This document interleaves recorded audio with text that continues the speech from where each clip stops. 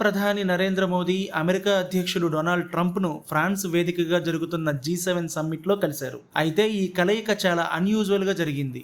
ఎప్పుడు ఈ ఇద్దరు నేతలు కలిసినా కనిపించే మ్యాజికల్ మూమెంట్ ఈసారి కనిపించలేదు. ట్రంప్ మోదీ ఎదురుపడితే ఎప్పుడు ఆత్మీయంగా ఆలింగనం చేసుకుంటారు. అయితే ఈసారి అలాంటిదేమీ జరగలేదు. కేవలం ఫార్మల్ షేక్ హ్యాండ్స్ కు మాత్రమే పరిమితమయ్యారు. G7 గ్రూప్ ఫోటో సందర్భంగానూ లోపల సమావేశ మందిరంలోనూ ఇద్దరు నేతలు కూడా పొడిపొడిగానే మాట్లాడుకున్నారు.